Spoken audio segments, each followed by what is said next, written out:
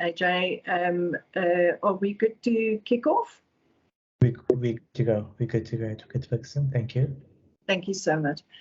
Good afternoon to all our delegates in this afternoon session.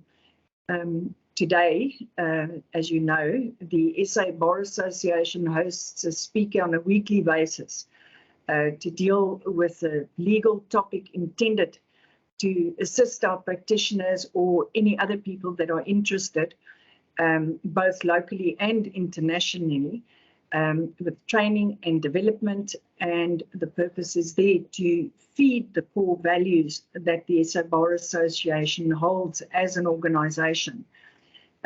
This week, we have the privilege of our colleague, Advocate Ahmed Cajee, that joins us. And thank you so much, Ahmed, for your precious time. So to introduce Ahmed, he's got over 20 years experience as a member of the Johannesburg Bar. He's with the Johannesburg Society of Advocates, and relevant, especially relevant for today, is also a member of the High Court Committee at the Johannesburg Bar, and he has been so for some time. The function of this committee, this High Court Committee, is to liaise with both the JP and the DJP on the smooth running of the High Court, together with other stakeholders.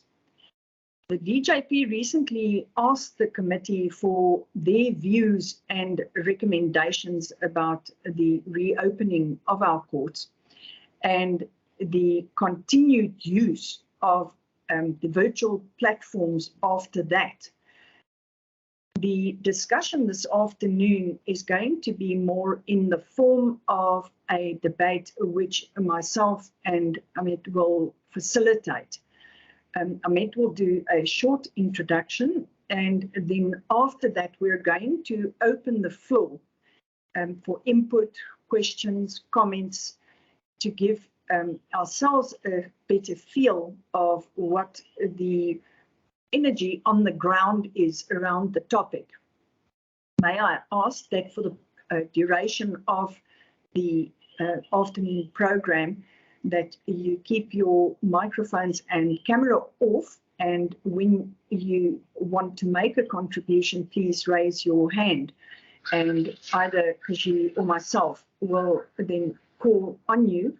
And when you address the floor, please turn your microphone and your camera on for the duration of your contribution. At this point, Khajii, could I hand over to you? Thank you, Ronel.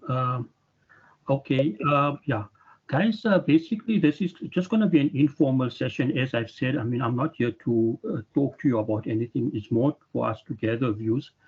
As explained by Ronel, I mean, we were recently asked as one of the stakeholders about our views and recommendations about the reopening of courts and the continued use of the virtual platforms after that happens. Now, I just want to put you perhaps a bit, put you a bit in the loop. As you recall, even before COVID hit, we were already going towards some sort of virtual platform and digitalization with the introduction of case lines. And then there is another there is another element to this court. I think it's called Court Online, which was going to make it even more extensive than initially envisaged. So just keep that in mind. Now, as she's explained, you know, over the years we've been part of one of the stakeholders who regularly interacts with the JP and the DJP about the smooth and efficient running of the courts, along with organizations like the Johannesburg Attorneys Association, but also all the other stakeholders. I mean, I'm talking of a state attorney, legal aid board, National Prosecuting Authority, Correctional Services, Department of Public Works, even though they don't always participate, the court manager, the office of the Chief Justice. So we all get together every 3 months, and then we discuss all the different issues that that affect the smooth running of our courts. And in our interactions with the JP, we also have other stakeholders like the different magistrates from all over Gauteng, and as well as representatives of the High Court in Pretoria as well. That's a much bigger meeting. But for present purposes, we're talking about the Johannesburg High Court and our interactions with DJP Roland Sutherland. So guys, I mean, basically, so that's basically where we at now. As you guys know, we've had this COVID, and COVID, I mean, brought in a radical, what is the word? Change in the way we practice law. Courts, I mean, open courts virtually closed down for quite a while, and for the most part, they have remained like that. The only courts that are running, I know, in the High Court are the criminal courts, and now and then, and I think the urgent court. Other than that, I think most courts have been run virtually, and that includes the civil trial courts. And so that has been the situation we faced with. But now it seems as though we're entering another phase as far as COVID goes. It's no longer considered a pandemic. Now they're calling it endemic, and we need to try and return to normal ASAP. But in anticipation of to get back to the DJP about these issues he's raised about coming back to normal, I mean, I asked a few questions on 1 or 2 WhatsApp groups that I'm a member of, and the response was overwhelming. I mean, as to how we should get back to normal. Generally, the feeling is that as far as trials go, we should try and get back to normal courts.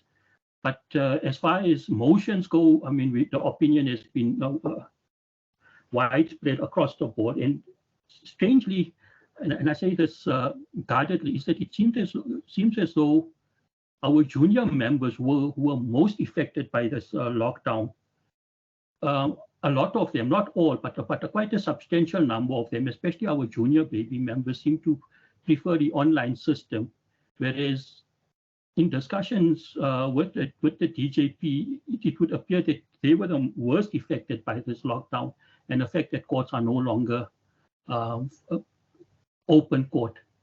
One of the main reasons for people who say we should continue with virtual court as far as motions go is the security concerns in and around the High Court. Now that's a debate and topic all by itself. I mean, we can spend another whole session just on how to go about improving that. But one thing I must tell you is that magistrates' court, for the most part, have been functioning normally. I mean, of course, with protocols involved, and that includes a regional court, which is now not too far from the High Court itself. So yeah, I mean, that's where we are at. I mean, so we're just going to be facilitating a discussion today. We're not going to be, I mean, I'm not here to tell you my views. I do have some views, but I mean, it's not for me to try and convince anyone about that what I'm saying is right. I'm just, basically, it's just a fact gathering exercise to see what 2 other members think of the legal profession thing, to say, should we go back, and if so, how? There will have to be a return to some sort of normality. I don't think it's a question of if, but how and to what extent. And to what extent do we still continue using the Teams platform? I was actually surprised. I mean, I would have thought that more people would have said that, you know, as far as opposed motions go, people would prefer the virtual platform. Unopposed should be back to open court, but it's actually not that. It seems as though quite a sizable number of people are saying that opposed matters should be in open court and maybe unopposed matters shouldn't. But anyway, that's one of the anomalies of the responses we've received so far. So okay, I think that's where we are at. I mean, and then I'm gonna open it up to your floor and just try and get your views as to what you think should be the way forward. Thank you, Ahmed, for the introduction. Perhaps it will be a good idea to get a feel from our attending delegates. You will see on your screen, and I just came up with it, so it's not a formal survey. On your screen, you can raise your hand, and perhaps let's ask this question to get a better understanding. Those delegates present, unqualified, do you think we should go back to normal physical court? And if you do, then perhaps you can just raise your hand on the facility which is available. If you click on the 3 dots, you'll see there is an option to raise your hands. And then I'll ask you to put your hands down after that. So where you see the little camera, the microphone, the share screen with the arrow, next to that, click on the 3 dots and then activate your hands up. And let's scroll. You can then also yourself see, if you scroll through the attendees, you can see whose hands are raised and whose hands are not. And from looking at that, Ronel, just give us an indication what the other questions will be as well. well, we'll get to that. So the first one is so that we just know what we're voting for. No, we're not voting on anything. We're just doing a survey. So the question now is, do you think we should go back to physical court? If your answer is yes, then raise your hand. Ronel, I think it's more complicated than that, because it's, in my opinion, it should be half and half, but there's no question for half and half. Yeah. So I'm sure I'm saying now, so yes or no. We'll get to that. The outright yes guys, those are the guys that should raise their hands. Okay, and I'm seeing about 4 or 5. There's more, 6. I see 6. Okay, those are our outright yeses. You can then drop your hands if that's okay. And then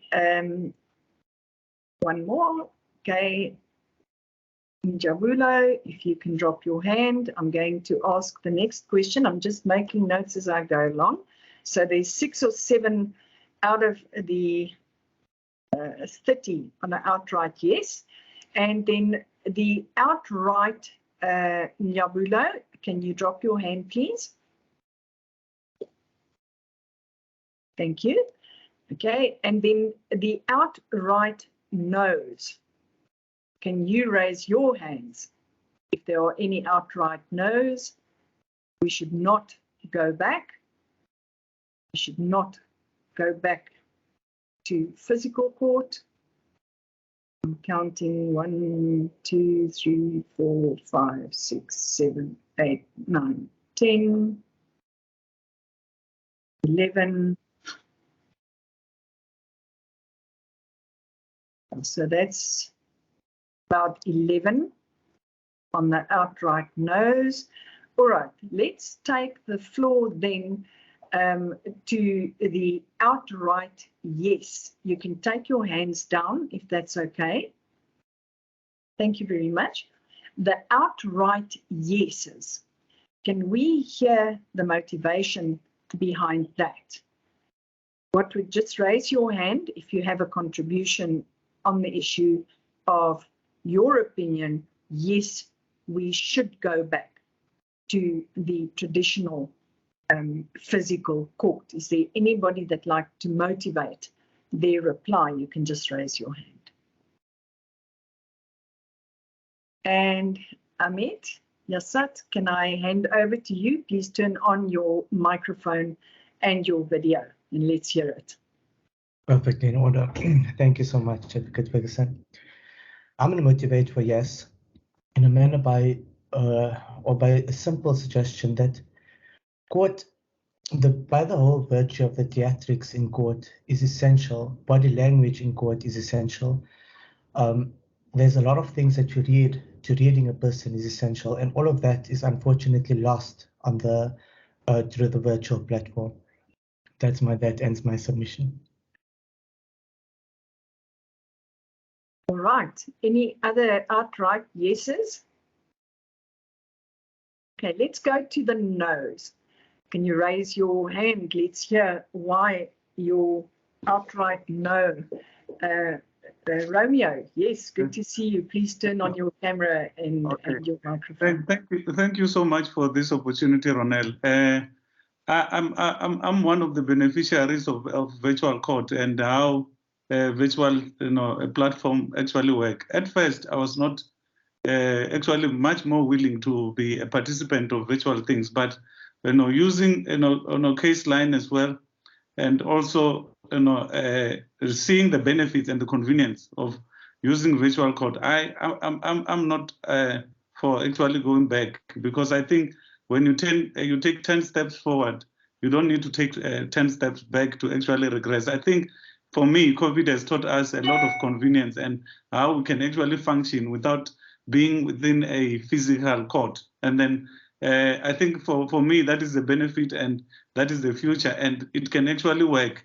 And I believe that it is actually the future, and we must actually embrace it and actually use it for our benefit. Because I'll give you, for example, Ronald, if I have a matter and I'm in Cape Town and I still want to appear, I can do it in a virtual court. But if I'm not in the province, then it means that I have to hand over the brief from to someone else. A person who could not be briefed in Polokwane, where was doing matters that are in the Pretoria High Court because of virtual court platforms. So for me, the benefits are too many, and I believe that it should stay that way. Thank you so much, Ronel.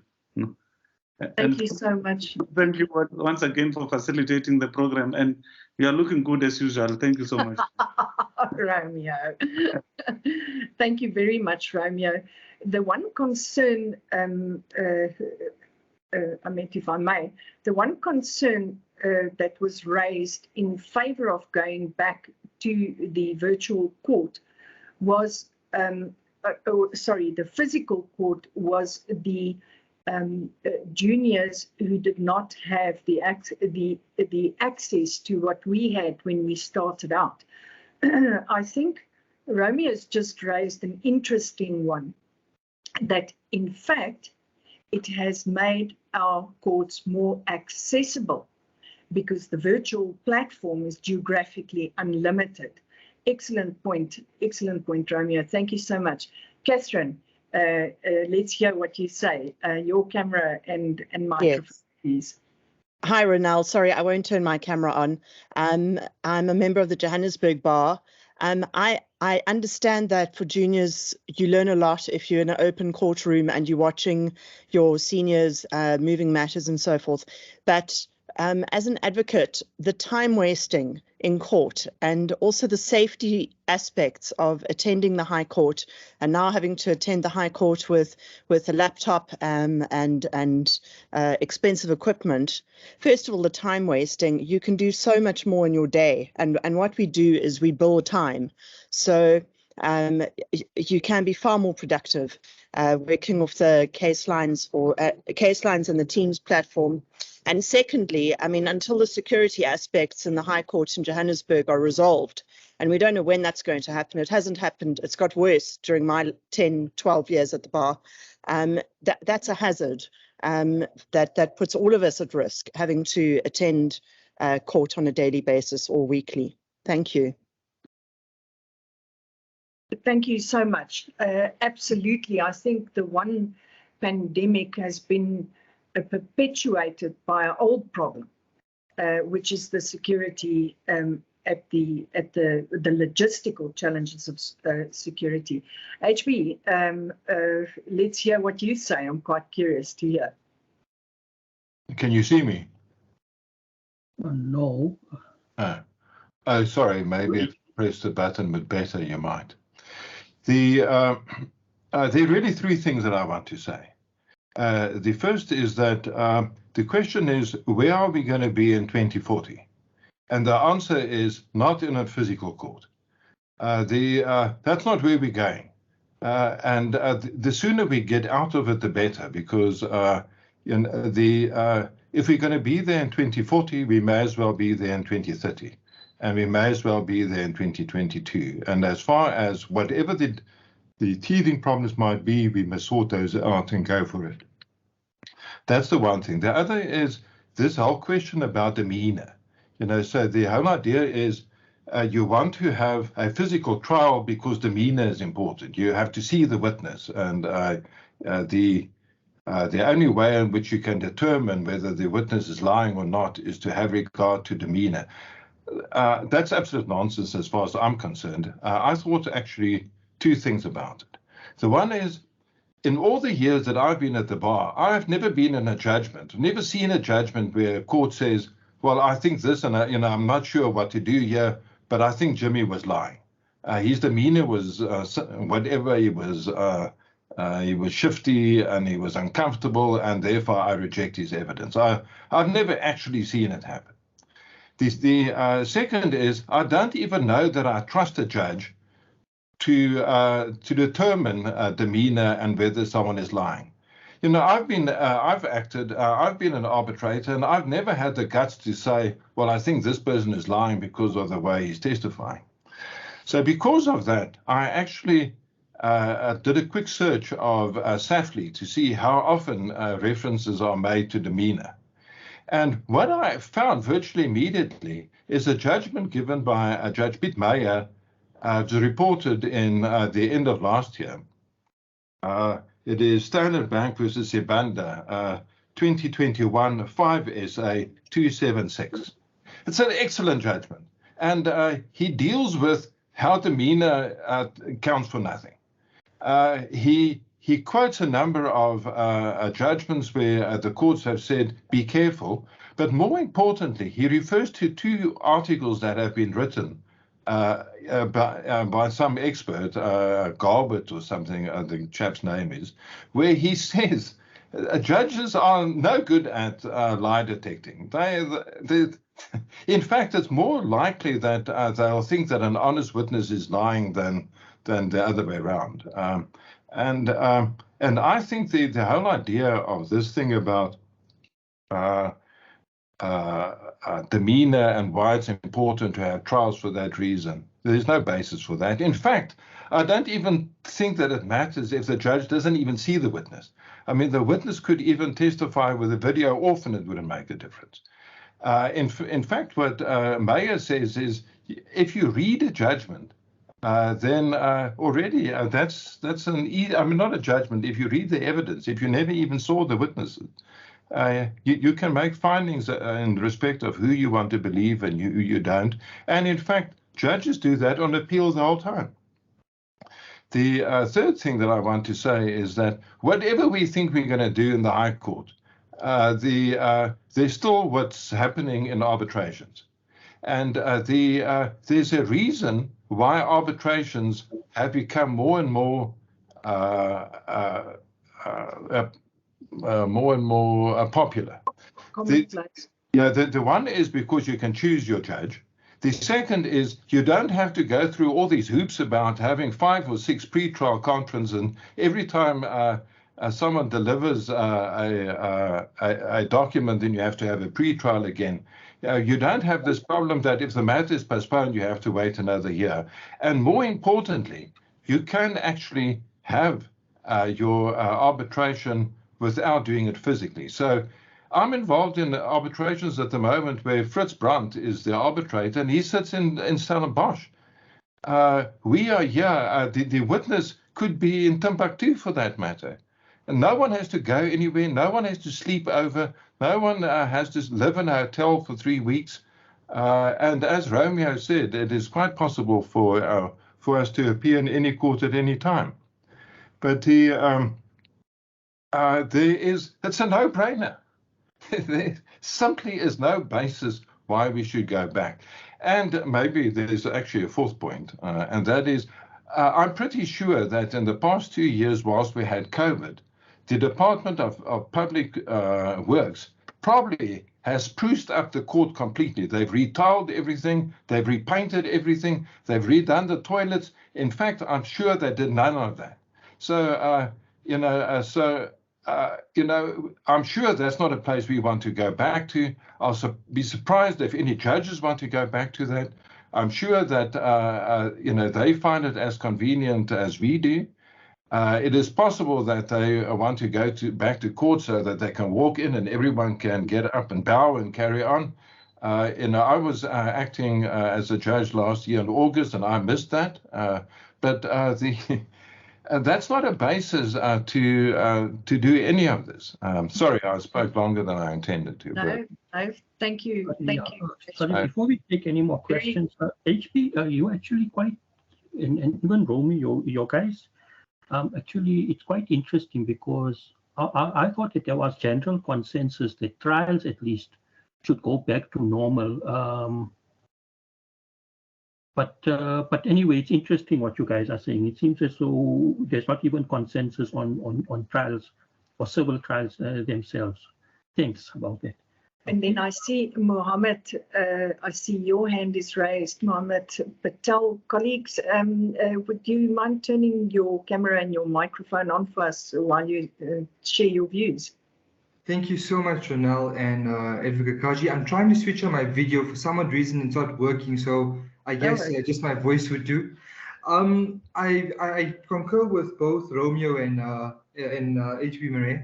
I think from a junior's perspective, just to give you a bit of background, this is my second year of practice, and I think it would be good just to voice my opinion because Advocate Khajii did state that juniors are one of the hardest hit in due to the virtual hearings.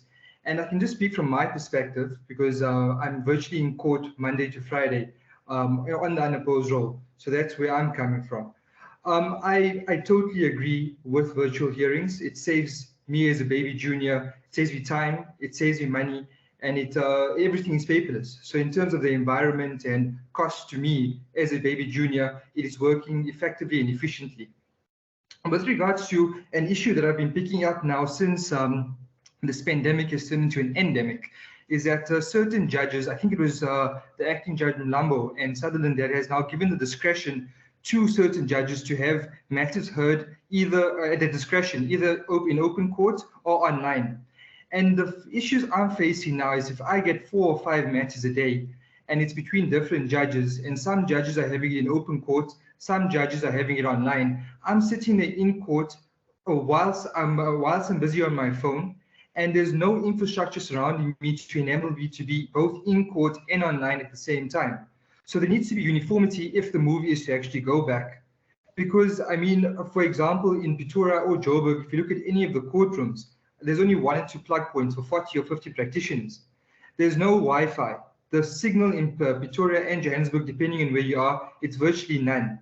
So if there is a move to go back to court and we're going to still use case lines, how is that possible for a junior? Because now I have to go and I have to bring my laptop, I have to get data, I have to go through the riffraff of town and actually enter the court building. And I mean, that is a huge, that puts us juniors into a worse off position. And then lastly, with regards to work as baby juniors, you know, it's very difficult at the moment to get work. And if we get, for example, 1,000 Rand to go and note a judgment or 1,000 Rand to go and move an unopposed matter, it's costing me $400 to $500 just to get to court. And then, then at the end of the month, I have to pay my fees and my chamber fees, which I mean, it's unrealistic for a baby junior to do. Thank you. Those are my submissions. Okay, can I just be a bit provocative now? To all the people who are saying yes, and especially the juniors, and this was something that was raised with me recently by my committee head, Advocate Rome SC. What if the court, by some fluke, you could relocate it to Sandton Square, if you could put it there? Would these concerns still be relevant, or is it just the location of the court that is causing a lot of problems? No, it's not the location. Sorry, yeah. It's nothing to do with the location. In fact, you know, and something that I find funny is that some of my colleagues when they have a matter, they get into their car and go to chambers in Sandton to go to do the matter virtually. I mean, why don't you do it from home? But, no, I understand it, but I'm just addressing the safety concern raised by Mohammed specifically. Yeah, Please. but you may remember that because quite a lot of these safety concerns have been raised. So I'm just asking specifically for those who are concerned about the safety aspect. Yes, well, I don't think it makes a difference. Okay. Thank you, Marilyn. Let's hear you.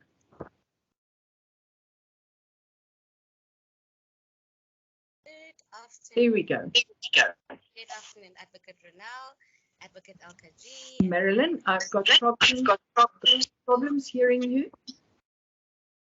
Hear me, Advocate Ronel? Okay, Marilyn, I'm going to come back to you in a moment. Let's just check data. I don't know, Ahmed, are you also struggling to hear Marilyn? Yes, I'm also struggling. We're going to get back to you. I just want to say now, isn't that technology one of the challenges? What if technology breaks down and you're not able to be more physically? I mean, you understand that's also something we need to keep in the back of our minds. I don't think technology, the problem is with case lines that technology at court is an additional barrier over and above any other technological challenges we might have. I'd like to go to Hasina. Hasina, let's hear your thoughts. Thank you, Ronel and Ahmed and everyone else involved in putting this together. So I was, at this morning still of the mind that Ahmed referred to, which is let's do a hybrid model, but clearly along certain lines where we have motions done virtually and trials done in person. Then I was having a discussion with one of my attorneys, and he actually said something quite important, but I'll come back to what he said in a second. The reason why I'm quite keen to have trials in person is because I have experienced significant difficulties with taking especially factual witnesses' evidence virtually. They're just not primed to be able to deal with the technology. I think expert witnesses, it's a little bit easier. And I think that, in fact, it probably compromised our case quite significantly in having to deal with a factual witness virtually. There were obviously the connectivity problems, but it's just, they couldn't even get the focus right. It was really, even though we had prepared them, I think it actually compromised our matter quite significantly. So I was of the view that, in fact, trials should be dealt with in person for that precise reason. And we have had hybrid trials, in fact, where we took factual witnesses in person, but we did expert witnesses virtually, mainly because a lot of the expert witnesses are senior people and would, in terms of their vulnerabilities, it would not have been advisable to take them to court. So that can also work. But then one of my attorneys today just said that, in fact, we should be flexible and we should let these matters be dealt with clear motivation and the judge making the final decision on whether it's going to be held virtually or in person. And I think maybe that's the most practical and pragmatic way of dealing with this, is that part of your practice note, you actually make a submission of why you want it virtually or why you want it in person. You can come to an agreement with your counterpart and you motivate for that. And then it's not as if anybody is forced by somebody else's preference. It's something that parties agree to with the judge. So that would be my final thought on that. Thank you. Thank you for your contribution, Hasina. I'm going to give Vicky, let's see how things go with Vicky. Hi, how are you? Fine, and you, Vicky, let's hear you. I think what we've all noticed is that it's not a clear-cut answer. I hear where HB is coming from, and I hear where everyone else is coming from, saying that we should go back to court. But it's not as simple. Look, when it comes to unopposed matters, I think we should stay virtual. There is no motivation why that shouldn't and should continue to be on a virtual platform. I mean, we currently have a problem now tomorrow, for example, in divorce court, where if it's left to the judges to decide, you have one judge who's now decided it's in person, and the other one that's virtual. And for practitioners, both lawyers and advocates, many times you're in different courts. So as Mohammed had said before, you're now forced to run to an empty court to now sit there with your phone to try and do a matter so that you can run back to an open court. I think if we decide to stay on a virtual or a physical court appearance, there needs to be very specific rules in place. Personally, I miss having to stand in a court. I miss the gravitas. I can see the breakdown in decorum with especially the younger practitioners, where if you sit face to face with a judge, it's easy to forget that this is a judge and not just your opponent. But on the other hand, I also remember just before lockdown, we were discussing putting women and practitioners into vans and going together to court because it had become that dangerous. So personally, as much as I miss going to court, getting that feeling, I do find that because I've been practicing a little bit longer, I'm better prepared to do it in person. I can't justify driving 40 minutes to town, risking my life, no facilities. Now I have to carry a laptop, so immediately I'm a prime suspect to be robbed, and then having to sit there for 3, 4, 5 hours. I can't do any other work, and then returning 40 minutes back to chambers. And as much as Khajii has said, what about moving it to Sandton? We've been asking that for years. That's never going to happen.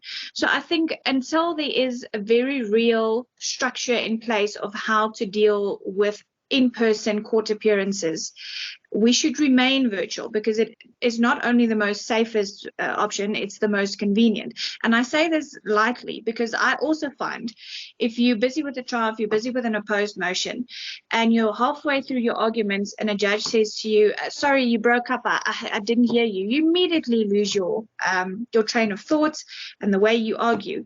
But we can't just, it's not a simple answer of yes, let's go to court, no, let's not go to court. I agree that we need to maybe put stuff in place, be a little bit more flexible. But if we are flexible, give the practitioners, give the lawyers enough notice, because otherwise we have what we have now tomorrow, where a judge decides 3 days before he wants every divorced person, a plaintiff in person, and some can't actually appear. So what's the answer? He just removes matters of the roll. So you have a cost implication. If we can overcome those hurdles, then by all means, then maybe a hybrid system might be the best system. But since that's not in place at the moment, I think we should stay virtual for now. That's just my experience. Excellent, Vicky. Thank you very much. I think what seems to become clear from the input we've had so far is that it's going to be very difficult, and if not short-sighted, to try and revert to the system exactly as it used to be. That I think would not serve the development, the virtual development over time. Okay, I just want to come in here. I don't know how many of you guys follow Twitter. And I've been following Twitter, and specifically there's a guy called Ernst Roots from I think it's from AfriForum, and right now they've got the case going with EFF in the High Court. I think some defamation case, and he constantly puts in these videos that we're seeing now about his altercations with these guys outside court and inside court and things like that. I was just thinking now, if that trial was being run virtually, we wouldn't have all of that. But at the same time, there is that, a physical trial. Remember you interacting with colleagues. And I think he is on the platform. I did see his name. Advocate Soma said, the thing is, even like opposed motions, if you're sitting like in opposed motion with an opponent. Now, please, guys, I'm not necessarily expressing views one way or the other. I'm just trying to facilitate debates. You sitting in open court, whether it be a trial or in opposed motion, you got an opponent next to you. You can see how the argument is going. You can then facilitate discussions, and that physical contact can even lead to settlements more often than not. Whereas when it's being done virtually, I mean, you know, you're far distant from your opponent and from the judge, so it's not that easy to facilitate that. I mean, it's just something else we need to think about as far as this goes. Yes, and then of course, as I mentioned earlier, that our magistrates courts are still all in person. So you know, we're going to end up having two systems of justice, one for the High Court and then one for the Mag Court. But these are just things I'm just throwing out there. I'm not necessarily expressing views one way or the other. That's why we're having this debate. Let's hear what Ria says. Ria? Thank you, Ronelle. I just want to touch on two things. One is we must remember if we like going back to court, it's not going to be going back to court the way we used to be used to it. You have your physical bundle in front of you and you go to court. We passed that already because everything is now on case lines. So people who's got this romantic idea that we're going to go back to the paper system like we used to and it's going to be we passed that. We are past some of the things that we use, the way we used to do things in the past.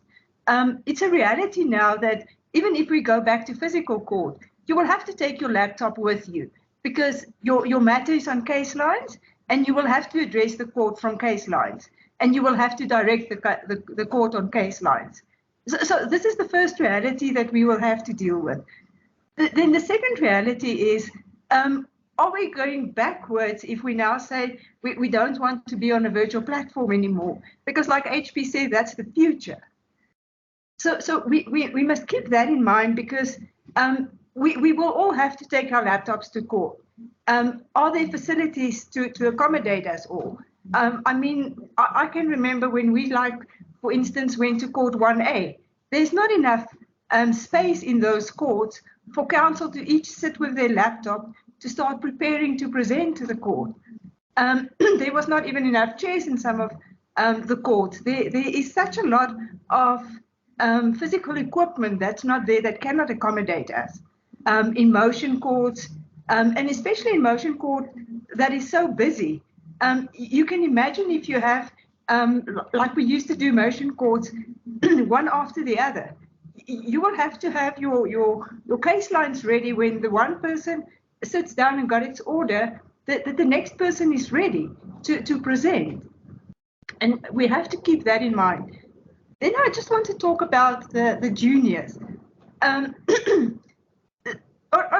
each motion court role, there is a link.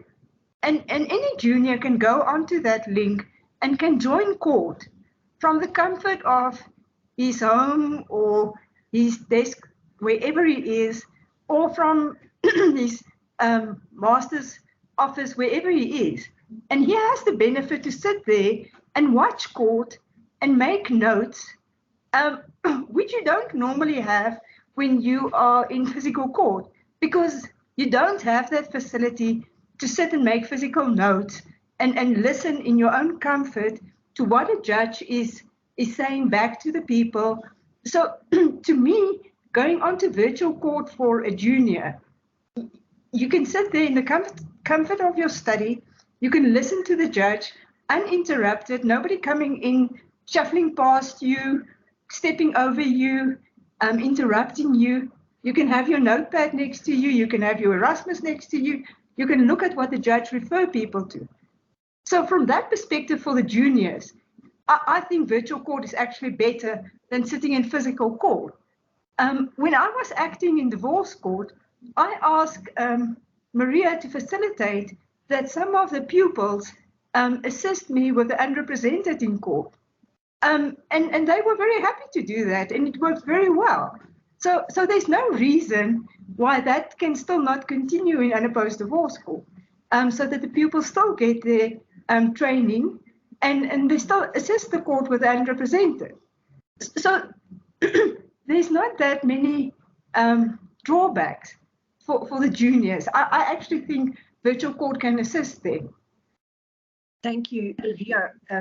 If I may add on to that, besides the very real issues of a very compromised infrastructure, the virtual platforms actually allow the juniors to attend a multiplicity of courts, to look and to learn. I know here at Virtual Chambers, we live stream the Constitutional Court, we live stream the Appeal Court. At the moment, there's some challenges with live streaming, but being able to sit and watch what happens, even if it's motion court, even if it's roll call.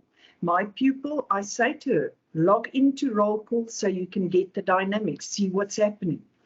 Log into trials, log into the motion courts, and they can acquire a tremendous amount of experience and get to see how the more senior colleagues operate, which judges prefer what, how, what do they like, how should you approach it.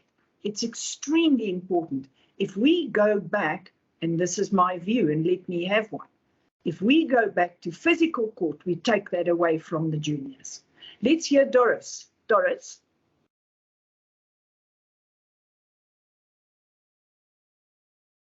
Doris.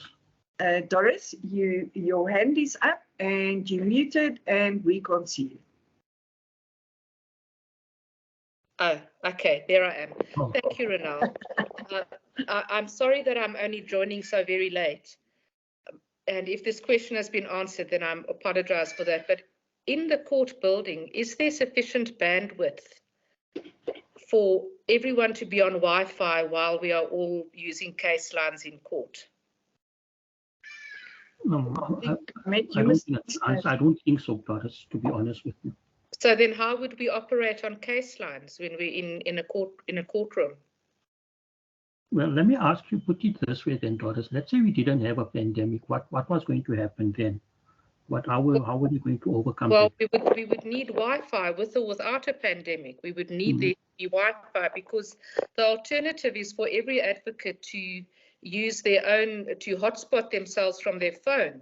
To be in court for 6 hours using data is an act of insolvency. No, that's true. And perhaps I should also, perhaps on the other hand, also say HP, I don't think they fixed the lift stuff yet. Huh? So, I mean, you would have to be running up and downstairs. I think that would still be what's going to happen if we go back to normal. I mean, imagine having to go up, I think, 6 or 8 floors, 10 floors to where your trial is being held. But that's just, but that was there even before. The challenge was there even before. Without broadband Wi-Fi and sufficiently broad bandwidth, it will be chaos, because even if there's Wi-Fi that's not adequate, then the little wheel on our screens will be turning and the case lines presentation will be a disaster. So I would say that that's the number one requirement if there is to be such a system, and obviously Wi-Fi that doesn't keep on giving up the ghost. Thanks. No, that's a good point. Absolutely, Doris. Thank you very much. Yes, I see it's 10 to 4. Let's hear a few more contributions. I can see some of my colleagues there on the list of attendees. Let's hear you guys. Was it Vicky that had problems earlier with her Wi-Fi? No, it wasn't me. Can I just say one thing? I'll keep it short. I mean, I love HB dearly. We've known each other for years. I don't always agree with him on the virtual stuff, but what I do agree is our profession has a habit of being stuck and reverting to old rules and going back to what we know. We know people in our profession who like change. Case lines was the first jump forward. We're not going back, and we shouldn't be going back. Even if we don't do a 100% virtual back to court type of platform, we need changes in our profession. We are lagging behind every other profession. So I do think, I think these discussions are good because we need different solutions. Going back to court, going back to the old ways is not the answer, in my opinion. Anyway. Yeah, you loud and clear, Vicky. Good. Good. Ahmed, some closing thoughts on your part. Let's hear what you say. Yeah, listen, guys. I mean, as I said, it's very interesting the views and that we are getting. HP, I think, has also, said that this is the future. We have been, thrust into the future much quicker than we expected. But going virtual seems as though that is the future. I mean, that's where we ultimately heading. I mean, so that is something very important to keep in mind. It is just also, but remember, guys, courts also, they're supposed to be open courts for everyone to be coming in unrepresented, etc. We also have those types of challenges. The physical state of our court, of course, is not ideal. We're both inside and outside. We are working on solutions as far as security, etc. goes. We have had 2 walkabouts with both late mayors recently, and we're hoping that we can carry on that initiative with the present administration. But and I'm not expressing political preference, but remember, every time there's a change in political leadership, it seems as though we're back to square one. We have to start all over again with a new group of people, and it also causes a lot of problems. And then one other challenge, remember, it's not only the court precinct itself, it's also the coming to and from court. Many of these acts of robbery, etc., even charges have fallen prey, happen some kilometers from the court building, in Braamfontein or some, one of the other exit routes from the CBD. So those are also things we have to keep in mind. But but then on the other hand, there is also this thing where people crave in social interaction. Remember, we're social creatures at the end of the day. Also, we need to be in contact with our colleagues. We need to to talk to them, to learn from them, and that is also something we need to also just keep in the back of the mind. I don't know if there's ever really a substitute for physical interaction. We're not machines at the end of the day, where we can only communicate with each other through computers. Those are just some of my thoughts. I'm of course not being prescriptive at all, guys. I appreciate and I take we're going to take all views on board, and we're going to present them to the DJP when we see him next. But it's just that it's going to be, I didn't expect there to be such divergent views. Yes. On basically all aspects. I thought there was, as I said initially, there was consensus on trials. There appears to be no consensus on that either. So we're going to have to, I think, work out some sort of a solution and see how to return one to physical court for now, because I think that is the aim. Remember, there are bigger issues also at play here. So we're going to have to see how best that can be achieved, while at the same time maintaining all the benefits and advantages of the present system that we have evolved into. Yes. Thank you, Ahmed. Just before we close, I see Eric. We haven't heard from Eric before. Catherine, if you don't mind. Eric, a quick, you've got about a minute, Eric. Thank you, Advocate. Mine is very short, and I just want to add a bit of a different perspective to the conversation. As a pupil this year, I think having to do everything online is very much efficient and cost efficient and saves time, because I can be at most places at the same time. After this meeting, I go to this meeting. After this, I go to this. And also having to attend courts without not having a car is a bit difficult. But if I'm at the comfort of my chair, then it is much more simple and efficient. So I think having to do not necessarily everything, but having to do most of the stuff online, it will assist us, those who can afford. Thank you so much. Thank you, Eric. And that speaks, of course, immediately to the accessibility issue for especially our juniors, both from a logistical point of view, and getting to places and being at so many places. We speak to our pupils now, and that's why I'm happy we heard from Eric. Our pupils have the ability to then attend their lectures whilst they either just come out of urgent court, they'll attend the lectures, they'll consult with their mentors. A good point, Eric. Thank you very much. It's nice to hear from our pupils as well, and bring them with on the chat next week. We've got to keep our ears close to the ground, especially as far as our juniors are concerned. Hasina, don't fight with me. Let me just give Nick a chance quickly. We haven't heard from Nick. Hello, colleagues. Can you hear me? Yes, we can hear you. Nicholas. An excellent debate. I must say, I think that HB has seen the future. However, I do think we're going to get there in stages. So from my point of view, unopposed motions and matters like that should stay virtual, including opposed motions, and perhaps a few trials can stay in court. And I certainly know that last year I managed to get one of the judges on a certified commercial case to agree to hear us in court. And that was much better than hearing it online. And then the last thing, I'd just like to compliment the people on case lines. It's transforming our courts. It's magnificent. Thank you. Absolutely, Nick. Thank you very much. Thank you very much. Guys, it's 4 minutes to go. Hasina, I'm going to give you a quick chance. Yeah, I am going to be quick. Thanks, Renal. I just wanted to say, Eric said something that just reminded me to mention something that we should possibly take into account carbon footprint when we take this decision.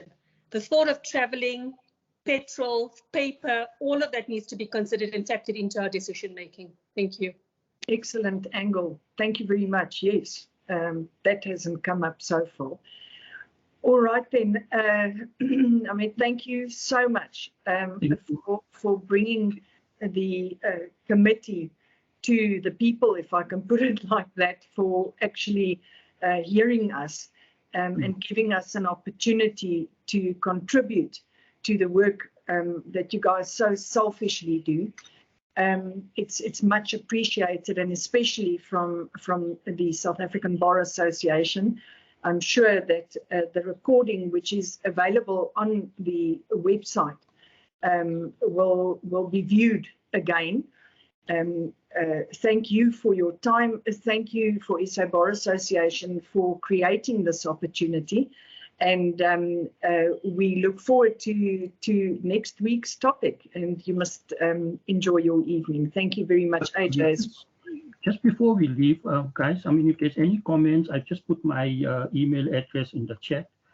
If you guys want to just send me those, especially those who hasn't had a chance to speak, or even those who did, I mean, you can just give me maybe just drop me a message, so that we can collate these and put them in a proper format before the TJP when we meet with him. Thank you, Ahmed. I'm just going to repeat that email address, and it gets straight to the horse's mouth. It's ACAJEE@chambers.co.za. And further written contributions, I'm sure will be much appreciated. Thank you, everybody. Thank